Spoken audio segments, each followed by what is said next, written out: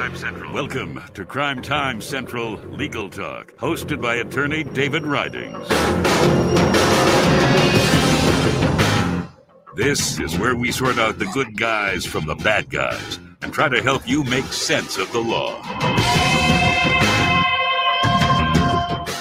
We'll give you the latest on the big cases and highlight the weird ones as well. We'll hear from the defenders, the enforcers, and maybe even a few lawbreakers. Regardless, you'll come away knowing more than when you started. This is Crime Time Central Legal Talk.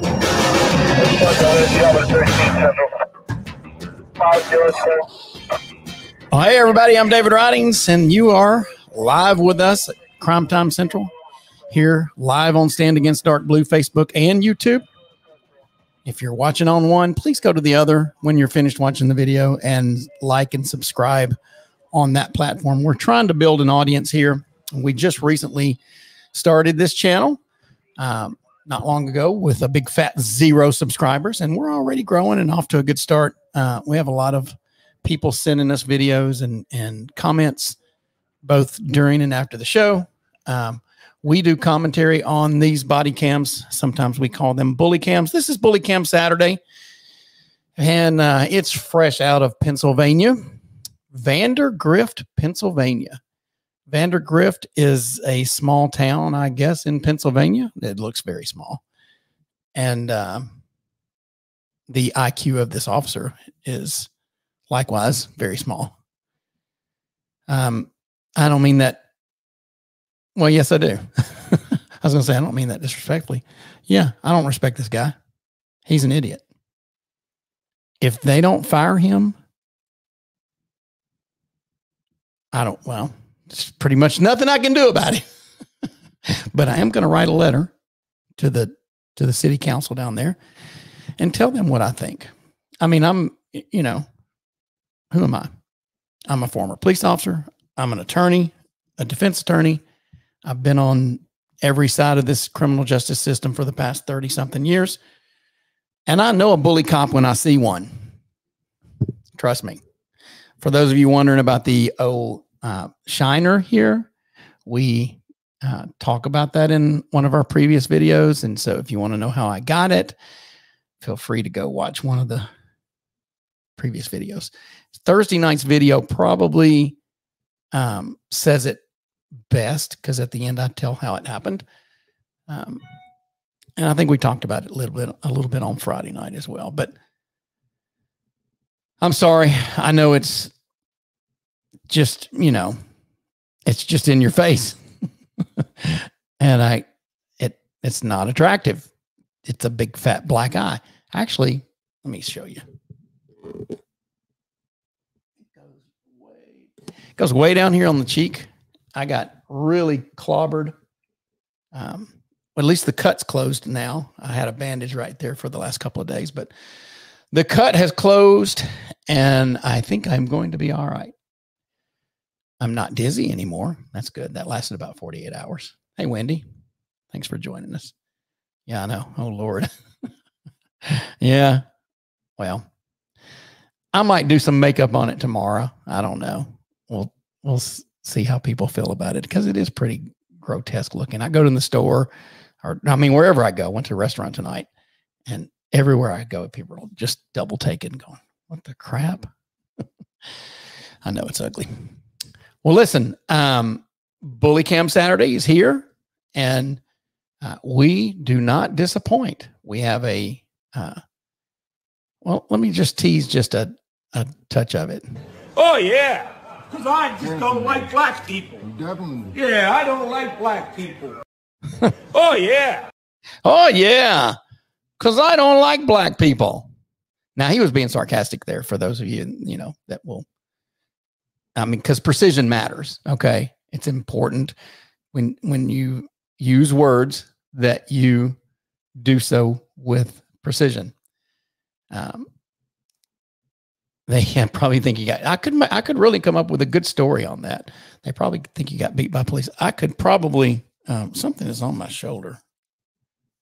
I keep seeing it. Of course, I see something out of my peripheral all the time. It's swollen tissue. I always think there's something right over here. And it's just like, yeah, I could probably come up with a really good story about getting beat by the police, but you know, that would be lying, and I shan't do that. Let's watch this video. You know, cops never cease to amaze me. In 2021, this is April 2021, people. And you still have police officers in this country that will do stupid stuff like this. And listen to the gall of this officer. So a little background, the gentleman you see, no, not the gentleman you see here. Let me see this guy here.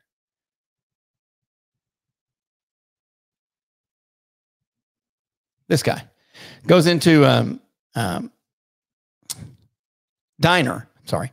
He's in a booth in the diner. Somebody apparently called the police about somebody smoking weed outside. And, you know, maybe he was. I don't know. I don't think he was ever accused of smoking weed, but allegedly somebody called. And this guy happens to be the only black person in the diner.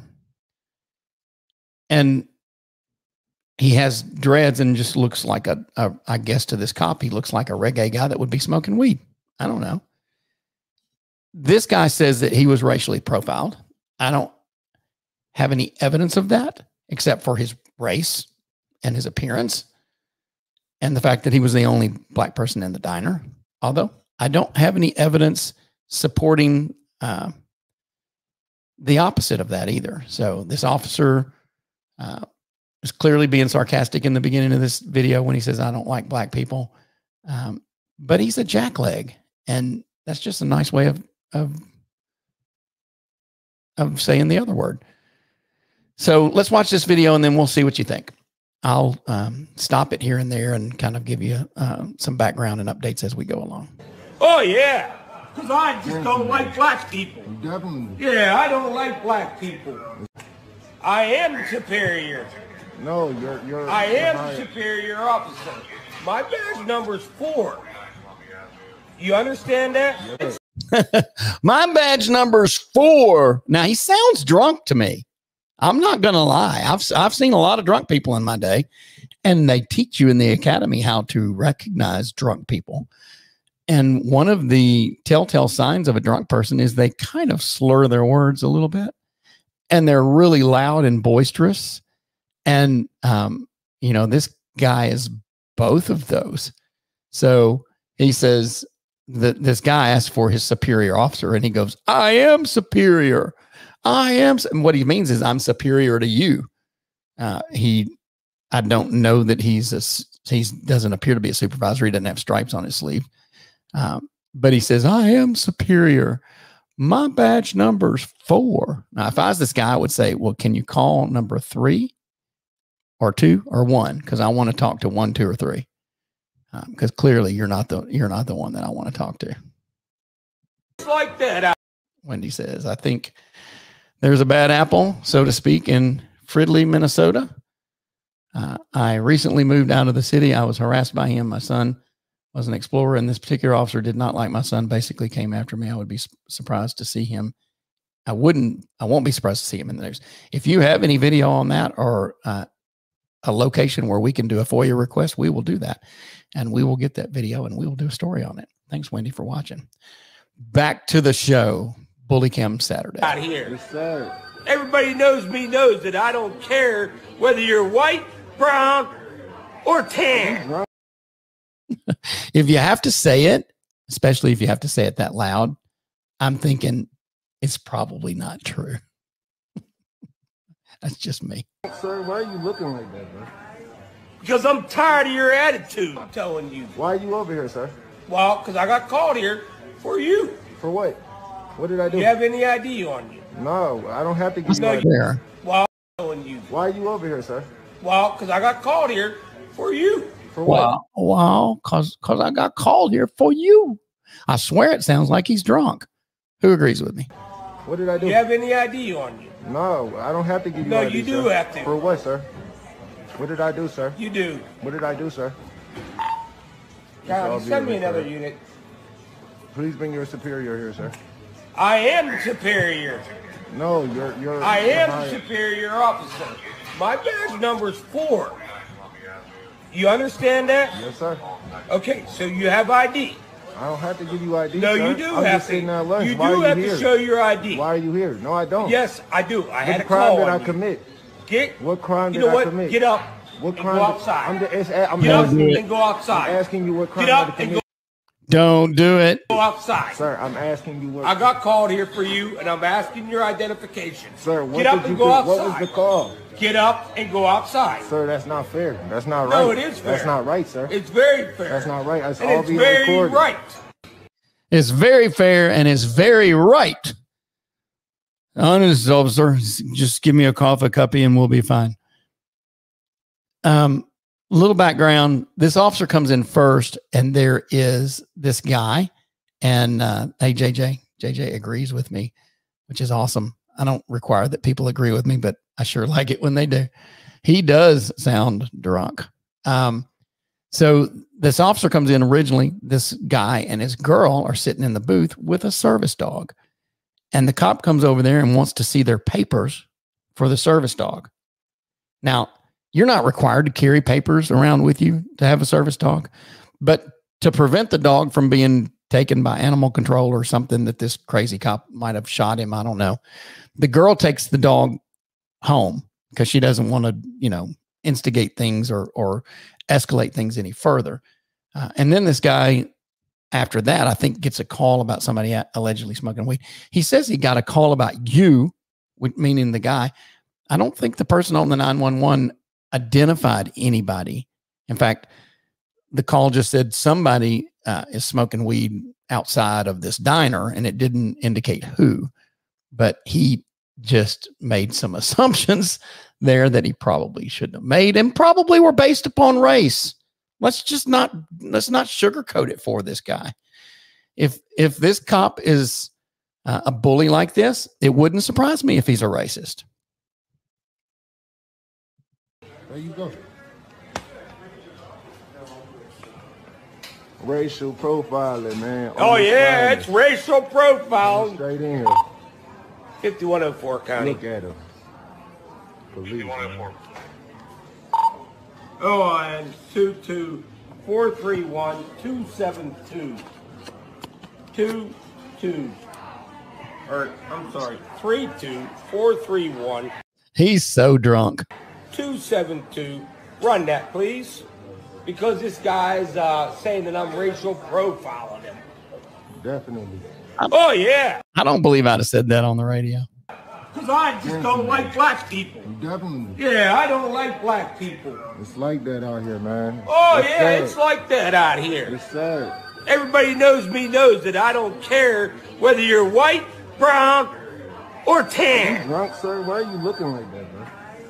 Because I'm tired of your attitude. I don't have an attitude. You I do never have had an attitude. When I got outside, he sat me down, basically wanted to run a criminal background, wanted to see if I had warrants. Yes, sir.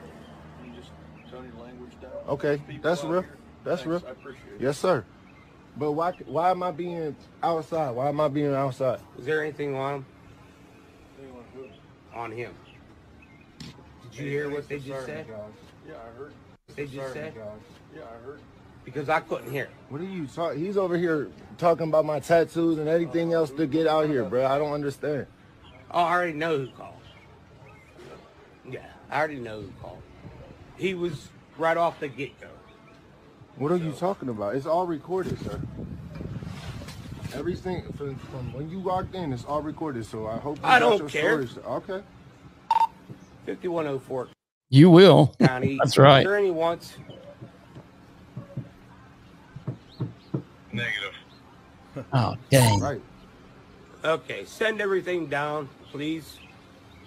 Also, a criminal history. This is not the first time Officer Moore's conduct has been brought before council. Check this out. This is my favorite part. In 2018, he was suspended for 2 days without pay, but officials never said why. In 2017, Moore was placed on paid leave after pleading guilty to harassment. That incident involving a 14-year-old boy. What in the world? is this guy still on the force for? He got disciplined in 2017, but they won't say why. I'm going to do a FOIA request. I want to know why. I want to know why he was disciplined in 2017 and not removed from the force. And in 2018, he was charged with a freaking crime. He was charged with harassment, and he's still a police officer. This is exactly why we exist here, folks. Stand Against Dark Blue exists to expose the darkness in police departments, meaning dark blue is basically it is referred to as those cops that don't need to be cops. We refer to dark blue as the bullies in the police department. And when we find one, we expose him or her. And when we expose him or her, then we do everything in our power to eradicate him or her from the police department. We need to exercise this guy out of the department and take his licensing away from him so he can't pop up in another city somewhere and be a police officer. Period. No room for improvement there. This guy needs to go. Who's with me? A FOIA request is a Freedom of Information Act. It's actually FOIA, Freedom of Information Act. And everybody's entitled to do that. If you don't know what FOIA is, Wendy, great question. Great question. And I say that like people ought to know. People don't know that, and it's not something that people normally would know. But if you don't, then that's what we do here. We teach people. This is what you need to know about information with the government. It's free to access by the public, and it's not just news media. You as a citizen can do a FOIA request and get any information you want to from the police department. And so more and more people are using this in this day and age to get information about police officers and investigations and body cams and things like that. And then you have this North Carolina thing, which I'm telling you, that's going to be bad when it comes out, folks. North Carolina has not yet released that body cam, or at least last I checked, they hadn't released the body cam. And now they have a judge saying that it will not be released pending the investigation, which could go on for years for all we know. I'm learning a lot while watching you, sir, and I appreciate you very much. Thank you so much, Wendy. That's a very kind thing for you to say. You actually did email me or message me something, and I appreciate that very much. We do our best here. It's a new channel, so we're trying to get some awareness out there for people. The main thing that we want to teach people on this channel is that you have rights under the Constitution as a citizen in this country. And most people that I represent, I'm a defense attorney. And so most people that I represent probably know their rights and knew their rights before they came to me. But they just know them on the surface. They know how to say them. You know, I have the right to remain silent. Anything I say can and will be used against me in a court of law. I have the right to speak to an attorney and have one during questioning, blah, blah, blah. If you've watched any television, you can say that. But most people don't know what that means or how to invoke it the proper way. Now, we watch a lot of these audit things, First Amendment audits and Second Amendment audits. I don't agree with a lot of it. I'm not going to lie, especially the Second Amendment audits. You got this knucklehead walking around in a park with what looks like an AR pistol. It's got a certain kind of brace on it that you can stick your arm in. It wraps around your arm and it makes it a pistol. And it's got a shorter than a 16-inch barrel. So normally that would be an SBR or a short-barreled rifle, which is illegal to possess without the proper tax stamp if it had a buttstock on it. But since you've got a stock on it that actually acts as a brace for your arm, it makes it a pistol according to the ATF. And so some people will strap that on and they'll walk around in the park to educate the police and the public on what a pistol really is. Well, you're just bringing undue attention to the fact that those braces exist, and you're making yourself look like an idiot. So I don't agree with the Second Amendment audits. I think you guys ought to knock that crap off. And what happens is somebody will call and say, hey, there's a guy running around in the park out here with a rifle. And, 10 cops will come to the scene, blue lights and siren, and they'll jump out of their car with their ARs, and they'll run up there thinking they've got an active shooter situation, which is a reasonable thought. If you get a call like that of somebody walking around in a park where there's kids, even not in a park, walking anywhere with a pistol like that strapped to your chest just because you can is ignorant. And it's not helping anybody. And they say they do it so they can educate the police about the Second Amendment rights and their rights to carry a pistol. And, it's really, truly a pistol. Well, it doesn't look like a pistol. And I get that you have the right to carry it. And if you need to carry it exposed, then you can. And if you deal with police contact, then you can deal with police contact. But don't go out there and just instigate police contact because you can. It's just ridiculous that you do that, and you're not helping. JJ says new information to me too. Thanks so much, guys. I appreciate that. So I have a problem with these Second Amendment audits, and some of the First Amendment audits are just to antagonize the cops. Cops deal with a whole lot. Now, me, when the police make a mistake around here, we'll shine a light on it. We'll shine a big old light on it. And when they do something good, we'll shine a light on that too. We've done videos both ways, critiquing the cops and honoring the cops for doing good. So if we have a criticism or a critique that we're going to do, we do it respectfully, but we stand up for our rights. Like this situation in Vandergrift, everybody that's watching this channel needs to write that police chief a letter saying this officer, and what's his name? I think it's William Moore, but I don't want to say that unless I know for sure. Well, I just did say it, but I don't want you writing letters about it unless I know for sure. Here we go.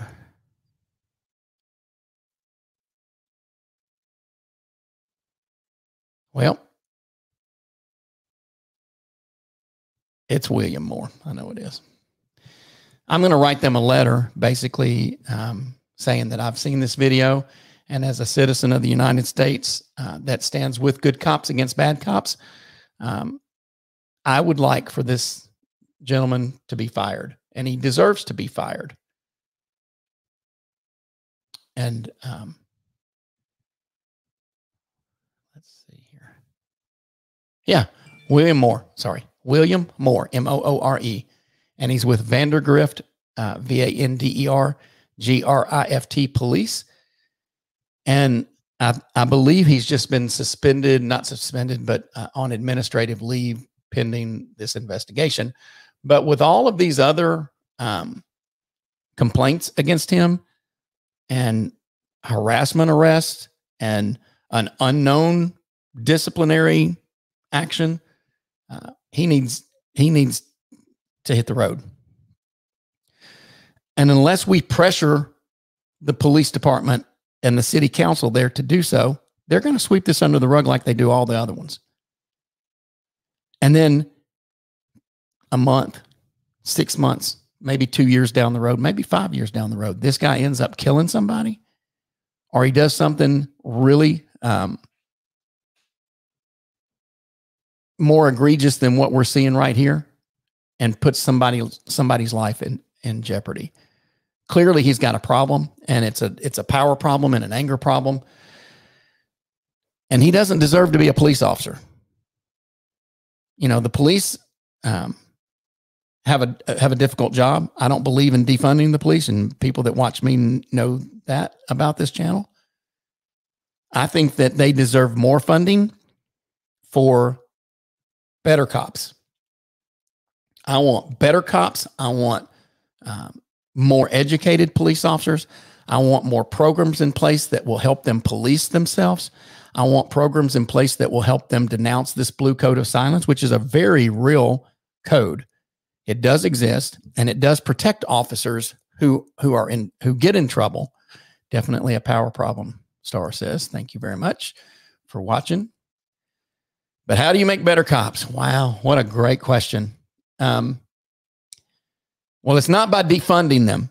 Let me start by saying that. If you defund the police, let's play that through for a second.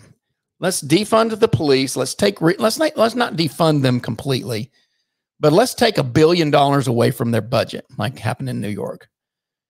What do you think is going to happen next year? Of course, we've got 5,000 police officers in New York alone, and that's a low estimate, that are leaving the force, taking early retirement or retiring on time, or basically just leaving. That's 5,000 positions that are going to need to be filled. And we're taking $1 billion away from their budget.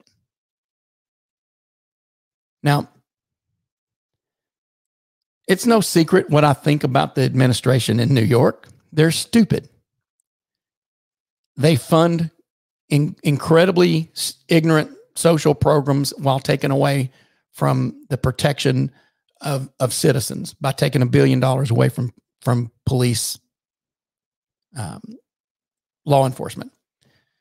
And when you do that, you got nobody that's got any sense that wants to be a cop. Who would want to be, by a show of hands, who would want to be a cop today in America?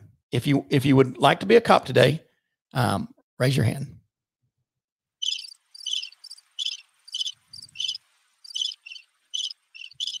Yeah, me too. I wouldn't go back for nothing. And, I did 10 years and that was long enough for me to see a lot of things about the department that need fixing. And I just wish that I had known then what I know today. And I could have made some changes and made some differences while I was an officer, but I didn't know what I know today. But having the knowledge that I have today, I can tell you they need more money in recruiting and hiring and training. If we take money away from them and we lower their pay, or we cut their overtime hours, or whatever it is you want to do to cut their budget, you're going to lose officers who really love being a police officer and really love it for the right reasons, because there's no money in it. There's no future in it. And you get arrested when you do your job. And so who do you think you're going to get applying for these jobs? You're going to get the dredge of society coming out and applying for policing jobs. People that can't get a job anywhere else, that have more problems than we have on the department now. And you're just going to get more problems, and more very serious problems. I never assumed taking away from their ability to operate better would make better cops. I'm asking, how do you mold good question. How do you mold and keep cops from going bad? How do you stop anyone from being corrupt? That's a great question. And it's not one that's easily answered. The bottom answer, if you may or may not agree with me, I think it's Jesus. I think we need to pray for our police. And I think without a real serious encounter with the Lord, no man is good by nature. We're all bad by nature. So it's not an easy question to ask. How do you mold somebody into being a good cop? How do you teach somebody how to treat other people like human beings? And there's no easy answer to that. But you have to start somewhere. And we didn't get this way overnight. So it's not going to be fixed overnight. It's going to take years and decades really to fix the problem that we have in policing. And it's a character issue when you get down to the root of it. Oh, not me. My son was going to be a police officer, but he has changed his mind. Good. You should, if he changes his mind back, you should change it back. I had 5 boys. And at one point when I was a police officer, of course, they all wanted to be cops. And now thank God they've all changed their mind. I didn't talk them out of it. But I'm really glad that they all changed their mind. I've got several that went into the military, and now I've got a good mix of, hardworking young men, none of which are in the police department. He wanted to be a cop since he was 5. That's typical for most young men that really want to be cops. They want to be cops their whole life. I was like that. I wanted to be a cop my whole life. And being an explorer is a great way to learn and get some experience. And those of you that don't know what that explorer program is, it's just an internship of sorts. I guess he knows something that I don't know because he changed his mind, and I really don't know why. So at the end of the day, we have to change the way police officers are trained in this country, and we need longer training. And some of them get a lot of training as it is, but it's not enough. And I know the cops that are out there that are going to be saying, my God, I go to in-service training every year, and I did 6 months academy. And, yeah, 6 months is a long time, but it's truly not long enough to teach you everything that you need to know to be a police officer. And it's not a question that I'm going to be able to answer in a 30-minute live video right now, but they're great questions, Star and Wendy. I appreciate that very much. We just have to, convince other people to join with us in an effort to keep the crazies from defunding the police.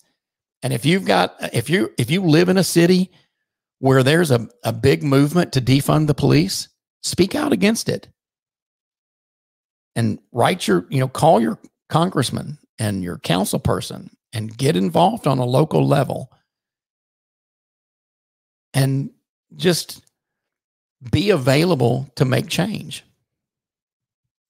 So what would you change in training, Regiment, that you feel would make the biggest difference? Well, one thing that I would change is clearly we need more training in de-escalation of force and how we and just the whole use of force continuum needs to be changed.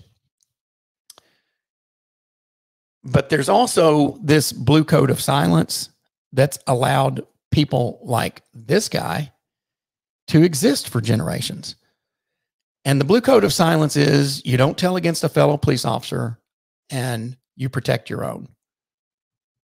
And I understand the principle and the theory behind that, but it's a flawed theory.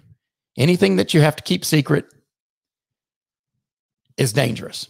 And so we have to teach these young men and women how to denounce that blue code of silence and police themselves. The best way to find a bad cop is for a good cop to point at him, because the good cops typically know who the bad cops are. And the good cops can effectuate change from within by leading by example. And I mean, I'm saying lots of things that are just common sense and true on their face, but it needs to be taught. For example, let's just think back a year ago. We had the incident in Minnesota with George Floyd. And we had at least 4 police officers on the scene, at least 2 of which were very new rookies who'd just been on the street not long. But none of those cops felt they had the authority to tap Chauvin on the shoulder and say, nope, we're rolling him over. One of them mentioned it twice, mentioned rolling him over on his side, worried about what he said was excited delirium. I still think to this day he meant positional asphyxia. I think he said the wrong word. So he had the authority to do it, but he didn't have the knowledge and how to do it because he hadn't been taught that. Had he been through a class in the academy to teach about policing the police and exposing bad cops within your department, he would have known how to have handled that situation. And I don't think George Floyd would have died. But I'm also one that believes if George Floyd were white, he'd still be dead. because I don't think that it was a racial thing. I think it was a power thing. I think that there are some cops that just abuse the power and authority that they have. And that makes it really hard to spot them, because sometimes it can happen in a blink. And sometimes you can have a good cop with good intentions and you leave him in the same crappy dredge of society area for a decade on midnights. And you wonder why he becomes so cynical, because all he sees in and day out is the worst of society. And there are places like that, but you got to rotate these cops out. So it's not one answer that will fix the problem. It's multiple answers. And we need good leaders that can put these multiple things in place from an early point in training all the way through to the top, to the chief of police. Anyway, so I've gone a little over what I anticipated doing tonight. The blue code of silence is becoming more apparent. Example, yes. Even in the daylight, open public scene, and Derek Chauvin's fellow officers just stood by. That's one of my biggest points on the blue code of silence, because clearly Chauvin should have gotten off of him. Clearly Chauvin was doing wrong. Everybody in America was screaming at their television screen when they're watching that video for him to get off of him. Do something. Somebody do something. Somebody rush him. Somebody do something. Everybody that has any compassion at all that watched that video was likely doing what I was doing and screaming at the screen. Those cops were sitting by letting it happen, and they all knew that it was wrong, but they thought, we have the power and we can't relinquish that power. And when you have that much power, your ego really swells up very big. And so it's difficult. It's a difficult problem to fix, because most cops have a bigger ego than they do compassion. Man, this is a slippery slope. Just think the bad cops get together and set a good cop that rolled over on a buddy. That's right. I agree with that. That can happen. Then it's just word against word. Do you think chest cams make honest cops? I think chest cams are the best thing to happen to policing in a long time. And they do keep some cops honest.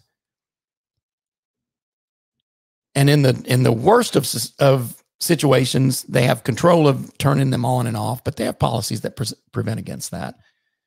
It is, however, difficult for a cop to get away with something now in this day and age, because not only do they have these body cams, but everybody in society is walking around with an HD camera in their pocket. And so even if the body cam is turned off, they don't know who else might be filming. So we're going to see more and more of these videos in the future that are, they're going to get worse. And I think one of the reasons they're going to get worse is that we've now trained a large part of our society to hate the cops. And we've made it almost glamorous to resist arrest and to make these videos where you challenge the police. And sometimes they think that they're challenging the police and they have a right to challenge the police. And, to a certain extent, you do have a right to challenge the police as far as your rights are concerned. But when it comes down to a police officer placing you under arrest or detaining you, you don't have the right to resist that arrest, even if it's an unlawful arrest. And most people in society don't know that. And you're getting a lot of young people that are resisting arrest and getting killed in the process. So, whoops. I hit the wrong button.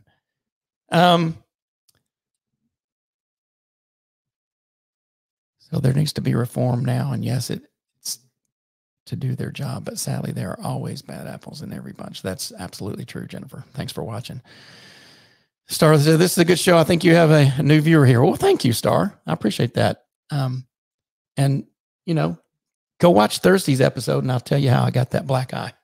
I know it's ugly and you know, it'll go away in a few days, but some people messaged me earlier and said, you ought to put makeup on that. I'm like, no, I'm not going to do that. It is what it is. And Wendy said I could make up a good story about being beat by the police. So I may end up doing that. Well, listen, guys, I really appreciate y'all watching. I'm about to lose my voice because I've been talking all stinking day long. So today we're going to cut this video just a little short. But at the end of the day, here's what it's about.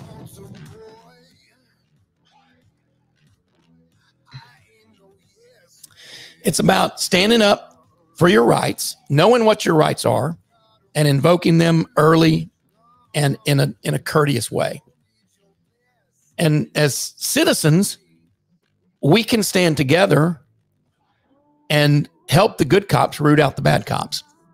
One good way to do that is to go to our website, standagainstdarkblue.com, and sign our citizen pledge and join the movement in citizens that are standing with good cops against bad cops.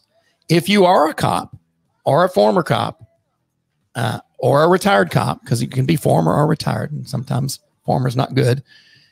But if you're a police officer, active or retired, go sign our police officer pledge. You'll find it on our homepage right there on standagainstdarkblue.com. And you'll be part of a movement that eventually we're going to make some noise. And we're going to make some changes on the local level all the way up to the national level. And we're going to infiltrate the city councils and the legislatures on the state level and the national level. And we're going to effectuate some change in policing.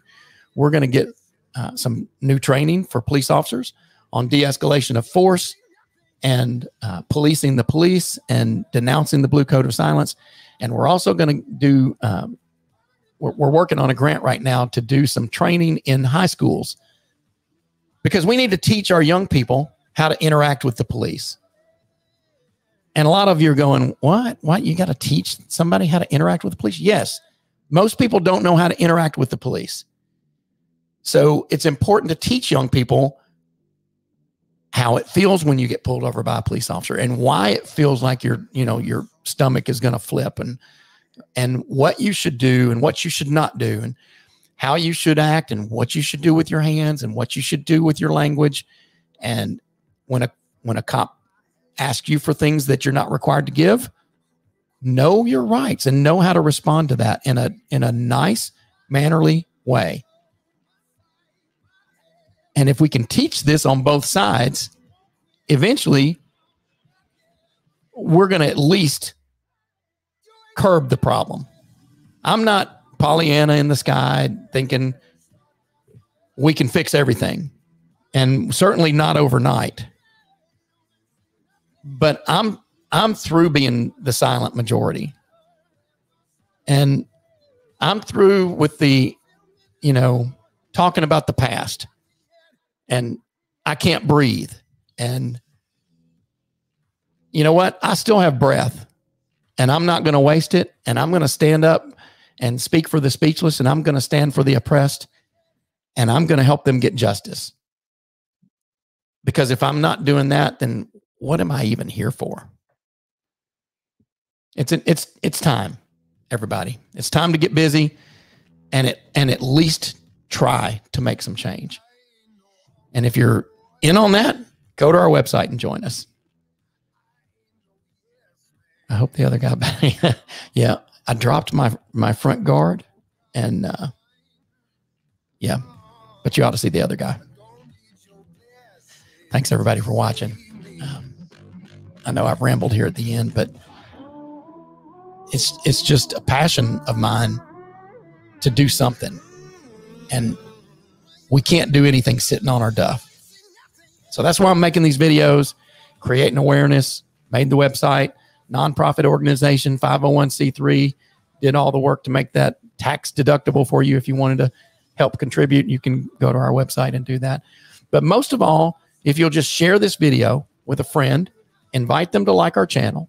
And if you're on Facebook, go to YouTube. I need some YouTube subscribers as well. And if you're on YouTube, go to Facebook, and we can build a big following on both platforms. And then we can get, ultimately, I'd like to get millions of people watching these videos, so we all know what to do. And when we get somebody together like that in mass, you can do more than just make noise. Becky says, thanks, friend. You're making a difference. I'm moving forward with you. I love you, Becky. You're just my favorite person. Anyway, I've rambled on long enough. Listen, guys, thanks for watching. Share it with somebody. And don't forget to subscribe at both YouTube and Facebook. We'll be back tomorrow. Have a great night.